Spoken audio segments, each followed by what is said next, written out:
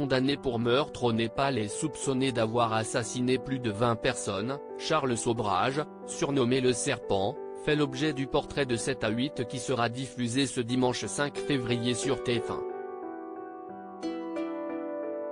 Une interview qui ne passe pas auprès des internautes.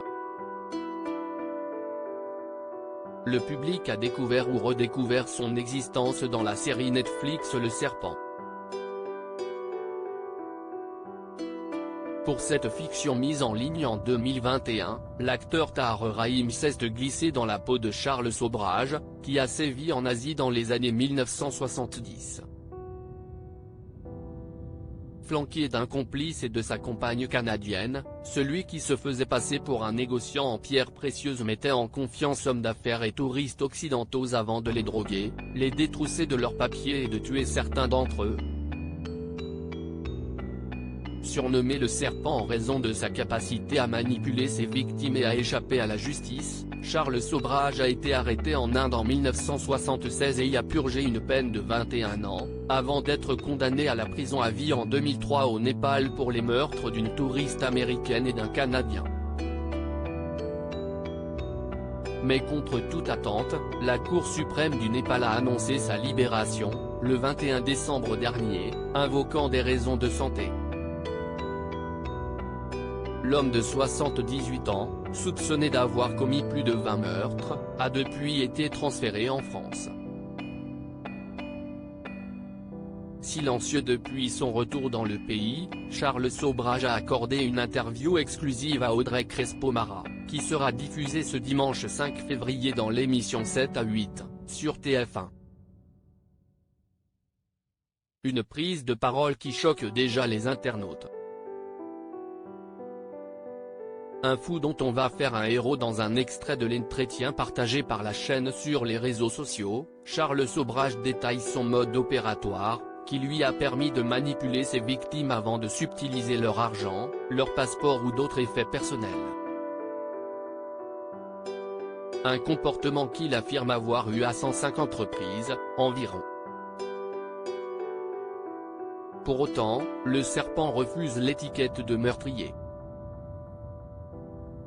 Je n'ai tué personne. Je ne suis pas un tueur en série, si est une affirmation. Et je le prouverai, a-t-il fermement souligné. Des propos qui ont eu le don de provoquer la colère des internautes, choqués que 7 à 8 lui consacre un portrait. Et les proches des victimes? Pourquoi donner la parole à un tueur en série? La nouvelle tendance, mettre en avant escrocs et bandits, peut-on ainsi lire parmi les commentaires laissés sous l'extrait posté sur Instagram. L'indignation est similaire sur Twitter. Un fou dont on va faire un héros. Quelle classe. Merci TF1 pour cette interview malsaine et nauséabonde, fustige un internaute, tandis qu'un autre critique un portrait scandaleux.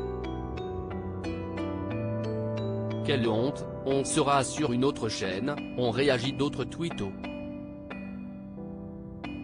Tahar Rahim méconnaissable dans Le Serpent. Pour en savoir davantage sur le parcours de Charles Sobrage, il est toujours possible de visionner les 8 épisodes de la série Le Serpent, disponible sur Netflix.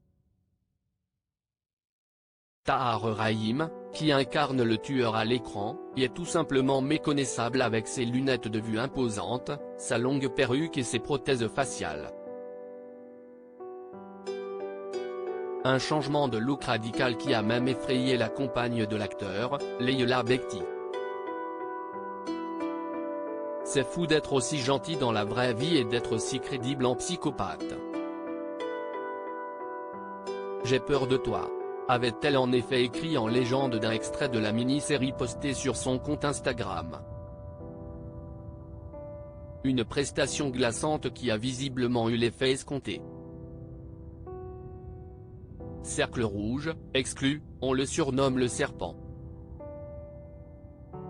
L'énigmatique hashtag Charles Sobrage est-il un roi de la manipulation? Un glaçant tueur en série? Après près d'un demi-siècle en prison, il prend la parole pour la première fois depuis sa libération. télévision, ce soir, à 19h30 @TF1 @Audrey-Crespo. pic.twitter.com/K 7 à 8 7 à 8, février 5, 2023. Info dont on va faire un héros. Quelle classe! Merci TF1 pour cette interview malsain et nauséabond. Zabiche @Zabiche 1, février 3, 2023. Scandaleux.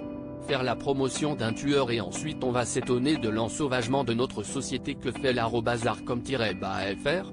Y a-t-il un ministre pour empêcher cette abjection? @e-Dupont-Diem, @Darmanin, @Elisabeth-Borne, Petrili-Jean @Jean Petrilli, février 4, 2023. Vous n'avez pas honte? @TF1? Vous pensez vraiment qu'on doit donner la parole à ce genre de pourriture? Melpomen @Dievouchkalo, février 5, 2023. Quelle honte! Zazupit @Zazupit 4, février 3, 2023. Article écrit en collaboration avec 6 Médias.